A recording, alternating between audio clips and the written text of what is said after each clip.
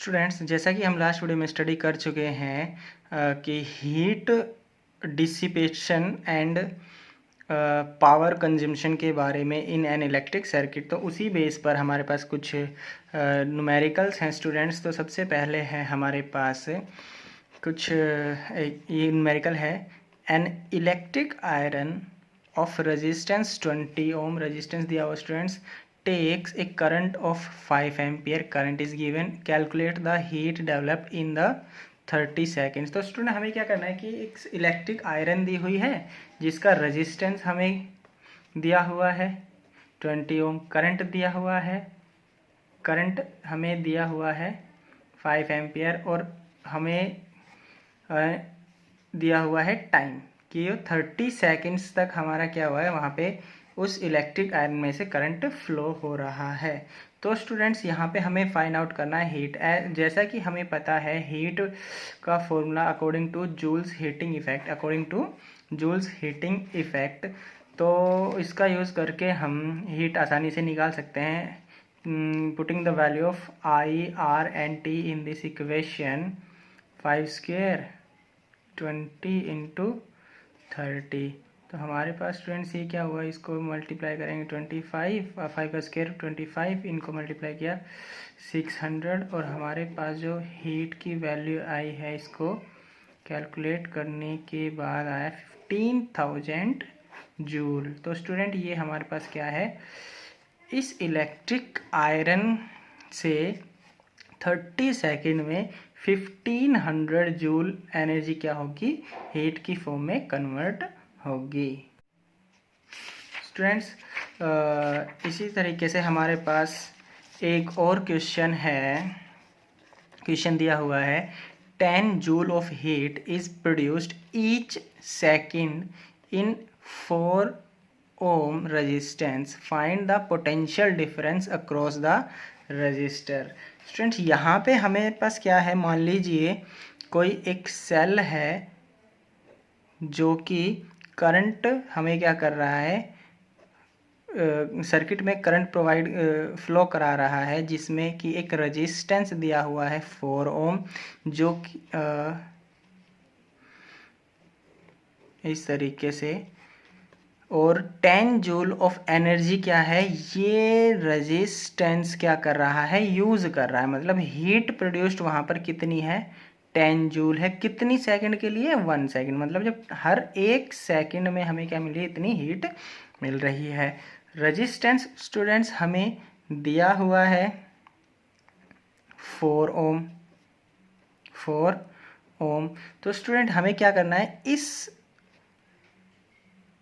Resistance के across कितनी potential difference है, हमें वो फाइंड आउट करना है। तो स्टूडेंट यहाँ पे हमारे पास अगर हीट का फॉर्मूला यूज़ करते हैं तो हीट के अकॉर्डिंग, तो हमारे पास according to Joule's heating effect या फिर हीट जूल्स हीटिंग लॉ के अकॉर्डिंग हमारे पास क्या है, आई स्क्वायर आर टी है। तो यहाँ से स्टूडेंट हम क्या कर सकते हैं, आई कैलकुलेट कर सकते हैं और फिर उसका आई का यूज़ करके अकॉर्डिंग टू ओम्स लॉ फिर हम क्या कर सकते हैं, potential difference across this register हम आसानी से फाइंड आउट कर सकते हैं। तो स्टूडेंट सबसे पहले हम करते हैं आई की वैल्यू फाइंड आउट करते हैं। तो I square will be equal to H by R T, और अगर हम इसको अंडर रूट करते हैं तो एच बाई आर टी हमारे पास क्या होगा, करंट होगा। तो स्टूडेंट यहाँ पर एच की वैल्यू अगर पुट करते हैं तो 100 हमारे पास क्या है, वैल्यू ऑफ एच, आर दिया हुआ है 4 ओम, टाइम दिया हुआ 1 सेकेंड। तो इसको कैलकुलेट करेंगे अंडर रूट 25। तो हमारे पास तो स्टूडेंट्स जो करंट की वैल्यू आई है वो आई है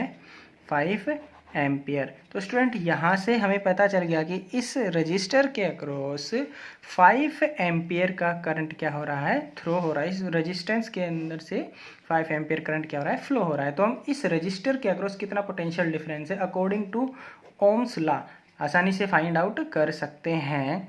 तो जो ओम्स लॉ के अकॉर्डिंग हम आई की वैल्यू हमें दी हुई है 5 एम्पियर जो हमने अभी कैलकुलेट किया, और आर दिया हुआ है स्टूडेंट्स 4 ओम। तो 5 इंटू 4 20 वोल्ट।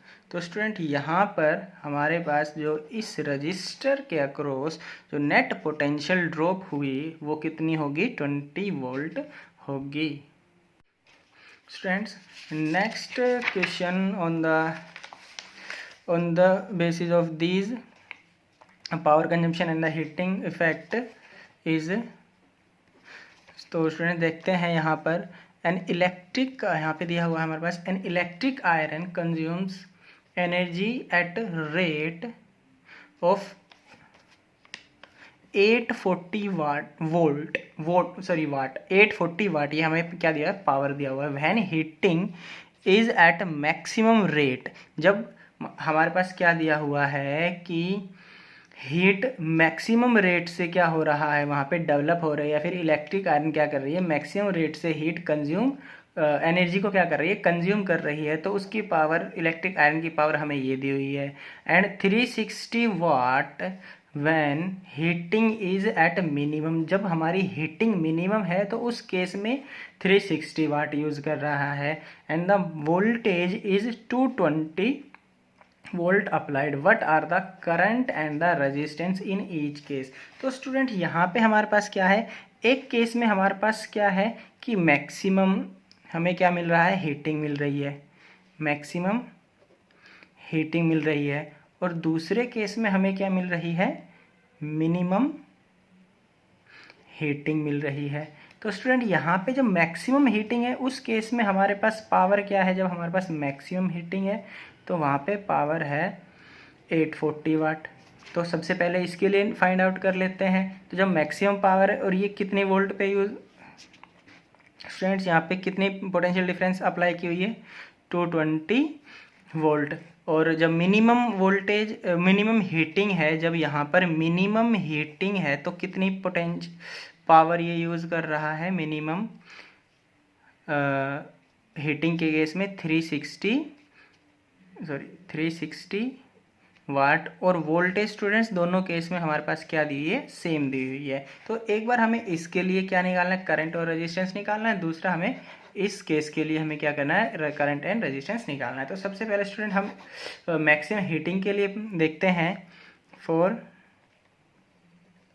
मैक्सिमम हीटिंग, तो स्टूडेंट हमें करंट फाइंड आउट करना है, तो हमारे पास फॉर्मूला है P इक्वल्स टू VI। तो यहाँ से हम I की वैल्यू आसानी से कैलकुलेट कर सकते हैं, P/V, और हमारे पास P की जो वैल्यू दी हुई है 840 वाट, और जो V की वैल्यू है 220 वोल्ट। तो इसको जब हम कैलकुलेट करेंगे तो स्टूडेंट हमारे पास जो करंट आएगा वो आएगा 3.82 एम्पियर।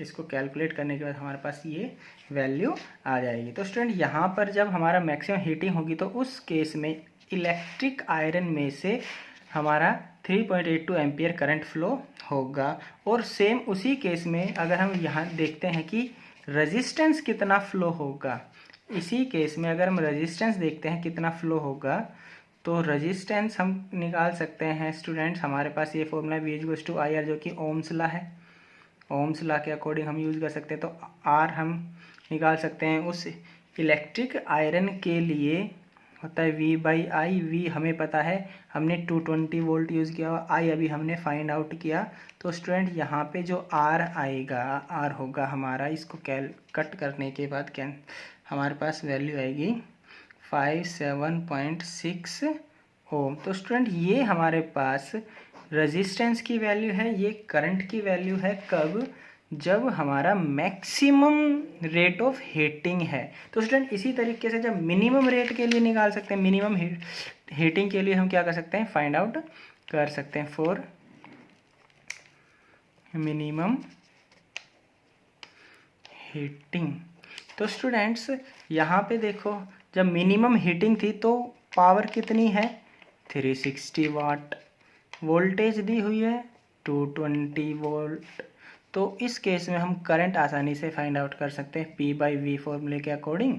तो पावर हमने ये है, वोल्टेज हमारे पास ये है, इसको कैलकुलेट करेंगे तो हमारे पास आएगा 1.64 एम्पियर। तो हमारे पास स्टूडेंट्स ये वैल्यू आई करंट की। सेम अब हम रेजिस्टेंस भी निकाल सकते हैं उस इलेक्ट्रिक आयरन का फॉर मिनिमम हीटिंग, तो रेजिस्टेंस के लिए हमारे पास स्टूडेंट्स फॉर्मूला है ये, जो कि ओम्स लॉ का यूज़ करके हमने निकाला है। तो ये 220 वोल्ट अपॉन में करंट हमारा है इस केस में 1.64 एम्पियर। तो इसको स्टूडेंट हम कैलकुलेट करेंगे। तो कैलकुलेट करने के बाद, इसको डिवाइड करने के बाद जो हमारे पास वैल्यू आएगी वो आएगी ओम। तो स्टूडेंट ये हमारे पास मैथमेटिकल कैलकुलेशन है, हम इसको आसानी से कैलकुलेट कर सकते हैं। तो हमारे पास ये वैल्यू आई। इसी तरीके से अलग अलग हमारे पास केस में क्या आ रहा है, यानी एक केस में जब हमारे पास मैक्सिमम रेट ऑफ हीटिंग है तो हमारे पास ये टर्म्स आ रही है, जब मिनिमम हीटिंग हो रही है तो हमें ये वैल्यूज़ मिल रही हैं। स्टूडेंट्स एक और हमारे पास इम्पोर्टेंट क्वेश्चन है। इस तरह के क्वेश्चन स्टूडेंट्स पहले भी पूछे जा चुके हैं। तो ये एक इम्पोर्टेंट क्वेश्चन है। यहाँ पे देखते हैं क्या कहा गया है। An electric bulb is rated. एक हमारे पास क्या है, इलेक्ट्रिक बल्ब है जिस पर लिखा हुआ है 220 वोल्ट एंड 100 वाट। यानी हमारे पास एक इलेक्ट्रिक बल्ब है जो कि 220 वोल्ट पर जब काम करता है तो वो 100 वाट पावर यूज़ करता है। तो स्टूडेंट्स यहाँ पे नेक्स्ट हमारे और आगे क्या लिखा हुआ देखते हैं। When it is operated on 110 volt then what will be the power consume. तो स्टूडेंट हमने इस पे लिखा क्या था, लिखा तो ये हुआ है कि जब 220 वोल्ट पर हम यूज़ करते हैं, ऑपरेट करते हैं, तो 10 वाट क्या कर रहा है, पावर कंज्यूम करता है। लेकिन हमने इसको 220 की बजाय 110 यानी 110 वोल्ट पर हमने क्या किया, इसको यूज़ किया। तो उस केस में ये कितनी पावर कंज्यूम करेगा, हमें ये फाइंड आउट करना। तो स्टूडेंट अब यहाँ पे हमने क्या किया है, वोल्टेज को चेंज किया है तो पावर चेंज होगी। लेकिन दोनों केस में हमारा जो ये बल्ब है वो तो स्टूडेंट क्या है, सेम ही है। अब बल्ब अगर हमारा सेम है तो इसका जो रेजिस्टेंस होगा वो क्या होगा, दोनों केस में कांस्टेंट होगा। रेजिस्टेंस क्या होगा, दोनों केस में क्या होगा, कांस्टेंट होगा। तो स्टूडेंट सबसे पहले अगर इस तरह की कोई भी प्रॉब्लम आती है तो सबसे पहले हमें क्या करना होगा, उस बल्ब का रेजिस्टेंस फाइंड आउट करना। तो स्टूडेंट यहाँ पे हम इस बल्ब का रेजिस्टेंस फाइंड आउट कर सकते हैं। जैसा कि हमारे पास क्या दिया हुआ, पावर दी हुई है, ये पावर दी हुई है और यहाँ पे हमें क्या दिया, वोल्ट दिया हुआ। तो हमारे पास रेजिस्टेंस और पावर और वोल्ट के बीच में एक फॉर्मूला है V²/R। तो स्टूडेंट यहाँ से हम R की वैल्यू फाइंड आउट कर सकते हैं, V²/P। V है हमारे पास 220, इसका स्क्वायर करना है, पावर हमारे पास 100। तो 220 का स्क्वायर हम करेंगे अपॉन में 100। तो हमारे पास स्टूडेंट्स जो रेजिस्टेंस आया, इसको हम कैलकुलेट भी कर सकते हैं और इसको ऐसे भी अगर छोड़ सकते हैं, क्योंकि हमें आगे भी क्या करनी है, कैलकुलेशन करनी है। तो स्टूडेंट हम इसको ऐसे लिख सकते हैं और ऐसे भी छोड़ सकते हैं, इससे कोई फ़र्क नहीं पड़ने वाला, क्योंकि हमें इसको आगे फर्दर यूज़ करना है। तो स्टूडेंट्स ये जो रेजिस्टेंस आया है इस बल्ब का, इस केस में भी रेजिस्टेंस यही रहने वाला है।